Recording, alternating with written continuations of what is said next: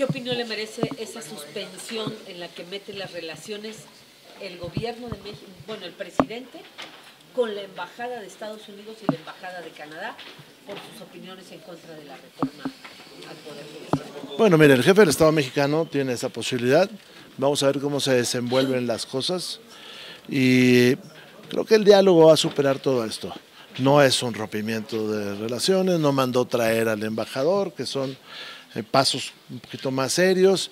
Es sencillamente pues lo que él siente que hubo una lesión. Cuando uno ve todo lo que pasa en los países es relativamente frecuente, pero no mandó traer al embajador mexicano allá, no rompió relaciones. ¿No es un exabrupto? No, no es un exabrupto tampoco. Mire, yo ayer mostré mi oposición con la reforma, pero esto no es un exabrupto.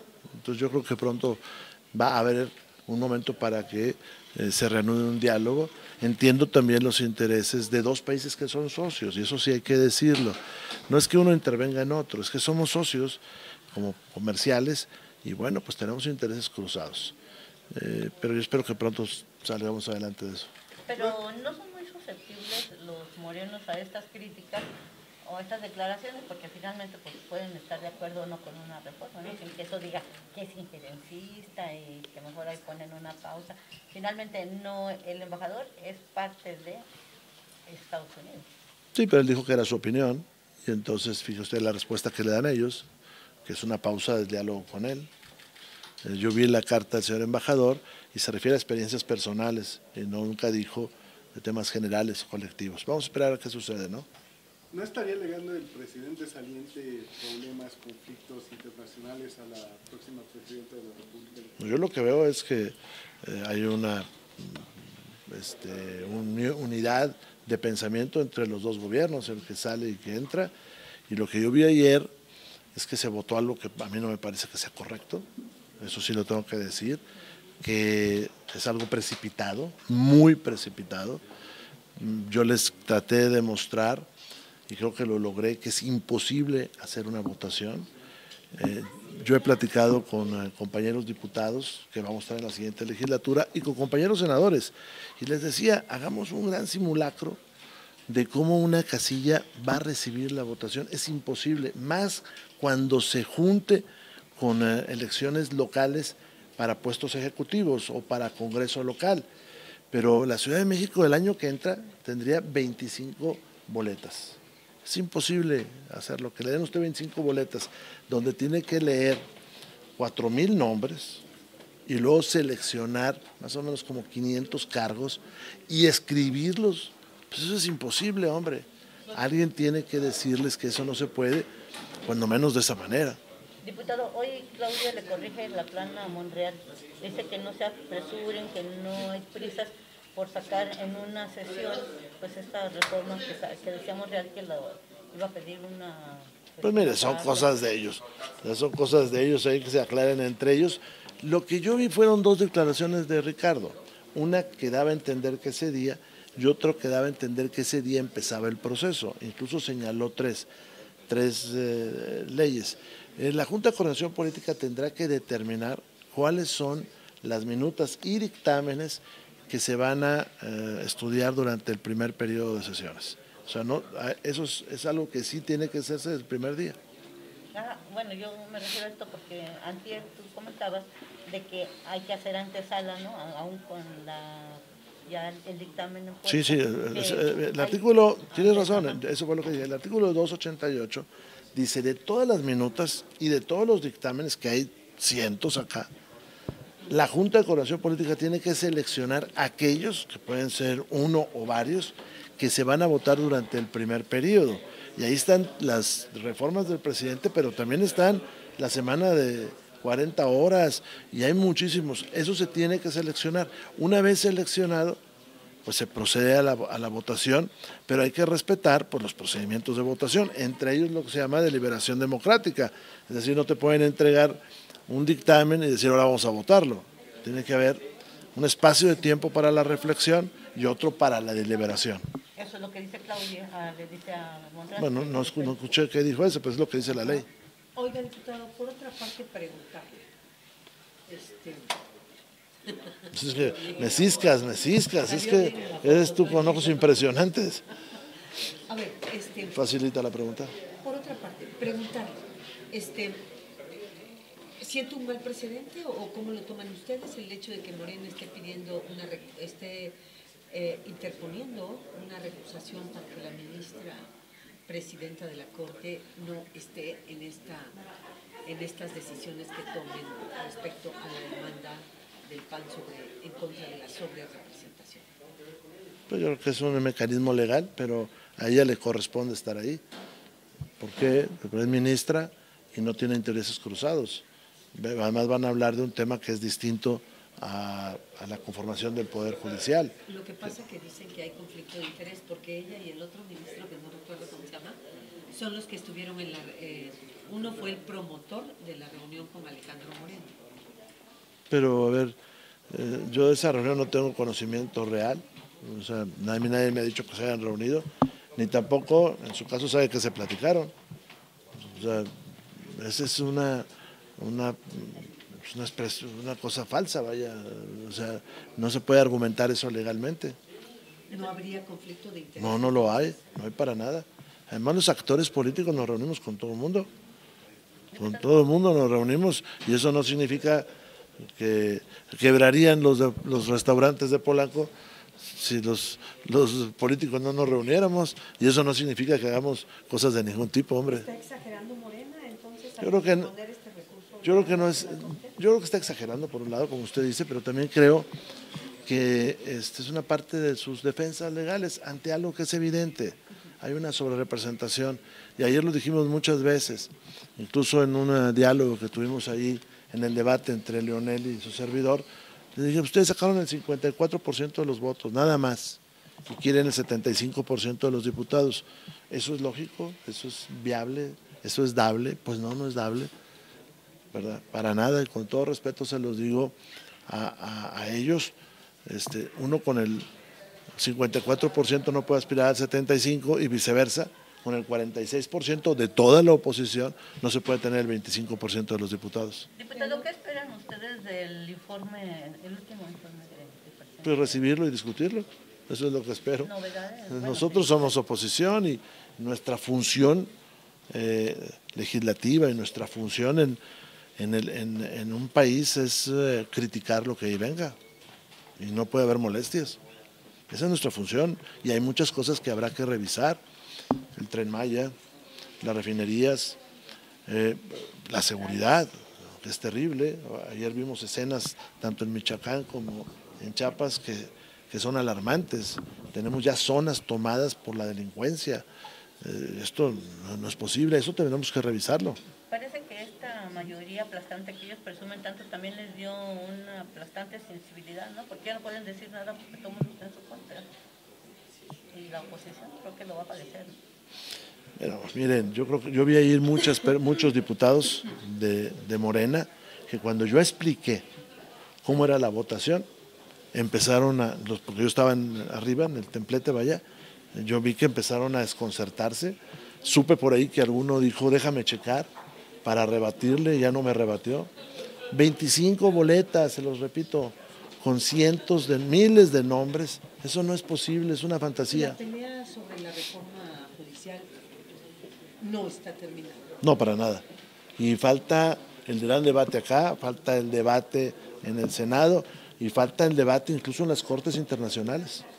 ¿Ustedes sí pensarían recurrir a las Cortes? No nomás nosotros deberíamos, cualquier mexicano puede hacerle, porque ustedes no quedaron representados en el caso de la sobrerepresentación, o sea, todos los que votaron, y por el otro lado porque está destruyendo el Estado de Derecho. Me preocupa algo que no se ha mencionado, y ayer casi al final del debate surgió, que es el desmantelamiento del artículo 1 de la Constitución General de la República al quererle quitar el control de convencionalidad y el control difuso a los jueces. ¿Qué es el control difuso que tienen los jueces? No es necesario que vaya hasta la Corte para que digan que algo es inconstitucional. Un juez puede decir, esta ley es válida porque está publicada, pero es inconstitucional. Entonces no la aplico. Y eso sirve para que cualquier ciudadano se pueda acoger a la protección de los derechos humanos. Eso lo quieren quitar. Nada más que en medio del debate de la sobrerepresentación y en medio del debate del Poder Judicial, no salió sino hasta el final de la sesión, cuando Leonel y yo tuvimos un intercambio y con varios de diputados diciendo, ustedes lo que quieren hacer es quitar la presunción de inocencia. Ese es el peligro que tiene este país. Diputado, y en esto de los jueces sin rostro, ¿no hay una contradicción en elegirlos y luego taparlos? No, nosotros queremos jueces valientes que tengan seguridad. Por eso, pero lo que aprobaron ayer fue jueces. Sí, pero es contraria, pero no solamente su servidor, es contrario a la Convención Americana de Derechos Humanos, es contrario a las resoluciones de la Corte Interamericana. O sea, es que eso está ¿Y a mal. la misma reforma que busca elegirlos popularmente? Sí, bueno, esa es una contradicción que tiene cómo se selecciona. Pero además, los que hemos combatido al crimen, pues tenemos que dar el rostro, la cara y tener guardias para que no te asesinen, como los ha querido pasar a muchos. Yo tuve 2, 3 amenazas directas de homicidio, pero bueno, pero esto es tu trabajo. Entonces el juez tiene que ser protegido, cubierto, pero no puede estar enmascarado, porque entonces no sabemos quién es. ¿Así lo va a defender ahora que se discute en el Sí, claro, ayer lo dije. pero en el pleno, en la siguiente Sí, también, claro, de eso no se preocupe, porque además eso es contrario a las convenciones internacionales que tenemos. ¿Cómo protegerlos en un clima de inseguridad como el que hay en México? Pues como nos hemos protegido todos, con guardias así, y echarle ganitas, por no decir otra O sea, cosa. ustedes sí están en contra entonces de los jueces sin rostro. Estamos- A ver, yo creo que eso es inconstitucional, que es contrario a las convenciones que hemos firmado y que no es bueno para México. Porque tenemos que tener certeza de quién es el juzgador, o sea, sino cómo se defiende también la persona. El problema no es cuando es evidente que alguien es un delincuente, se le encuentra en flagrancia, tiene su derecho a defenderse. El problema es cuando empiezan a asignar responsabilidades. Y le voy a decir cuál es el problema. Mire, los gobernadores, la mayor parte de ellos, porque hay varios estados que son muy tranquilos, los gobernadores no se atreven a perseguir a los delincuentes. O sea, ¿por qué el gobernador de Michoacán no frena lo que está pasando? O el de Chiapas, ¿por qué no lo frenan? Primero, porque no tienen ganas. Y segundo, porque no tienen ni idea. Ese es el problema. ¿Cómo ¿No ellos- es colusión? Pues yo no me puedo atrever a decirlo. Pero ¿por qué en Coahuila, cuando trataron de entrar unos delincuentes, el gobierno envió las fuerzas estatales y los detuvo? Pues porque hay decisión. Era el gobernador Riquelme. ¿Y por qué en Chiapas se tiene que ir la gente a Guatemala? Pues porque no hay decisión. Ese es el tema, hombre. Es como, regresándonos a la reforma electoral, perdón, la reforma del Poder Judicial. Si ustedes están en un estado como Tabasco, ¿quién manda los primeros candidatos, propuestas de candidatos? El Poder Legislativo. ¿Quién lo tiene? Morena. El Poder Judicial, ¿quién lo tiene? Morena. El Poder Legislativo, ¿quién lo tiene? Morena. Al que seleccionen, aunque sea con un volado o de Tin Marín, va a ser de Morena. Y cuando usted escucha, cuando yo se los pregunté ahí, cuando usted escucha al orador que me contesta, me dice, bueno, es que eso es lo mismo que pasaba. Bueno, eso se llama falacia argumentativa. Es decir, voy a mejorar para hacer lo mismo, pues es una falacia. Me preocupa que esté resolviendo gente que no tiene la menor idea del derecho, que esté resolviendo cosas. Yo le pregunté a varios de los oradores, les pregunté cosas que unos contestaron otra cosa, es ignorancia, y otros prefirieron no contestarme por ignorancia. Por ignorancia, a una de ellas le pregunté y le dije, quiero preguntarle sobre una afirmación que usted hizo, ni siquiera otra cosa, usted está afirmando algo que yo le quiero preguntar sobre eso. Me negó a hacerle la pregunta. Imagínense usted. Diputado, entonces sí existe el riesgo de que estos jueces sin rostro pudieran representar los intereses de los grupos de la delincuencia organizada y pues nadie sabe quién. Mire, todos los jueces que se ponen a elección pueden ser financiados por alguien. Dice, no, es que no va a haber campañas. No, pero pues le pagan a alguien y hace una campaña negra contra el que sea a través de las redes sociales. Ese es un riesgo y eso ha estado pasando en Estados Unidos con intereses de la oligarquía. Por otro lado, también existe el riesgo de que alguien para ser reelecto como juez pues, se quiera hacer popular. Entonces vive en un barrio de población blanca Y entonces empieza, como en Estados Unidos, pues sobre las minorías, o lo que ha pasado en algunas entidades. Un día un migrante tiene un incidente, se le genera un linchamiento público y termina en la cárcel, y a lo mejor no fue. Ese es el problema de esto. Y el mayor problema es que quienes están votando, salvo excepciones, no tienen conocimiento técnico del problema, no han formado parte del Poder Judicial. Pues, es muy difícil. No saben. Bueno, pues cuando uno le pregunta a una diputada y la diputada te dice, no te acepto la pregunta, o cuando se le pregunta a un diputado una cosa y contestó otra, que se le dije varias veces. Incluso, mire, qué pena lo que hizo el señor presidente de la comisión. Dijo, usted es libre de preguntar y él es libre de contestar. Sí, pero no lo que sea. Bueno, es muy sencillo. Esto es como lo dijo alguno de los expertos, ¿no?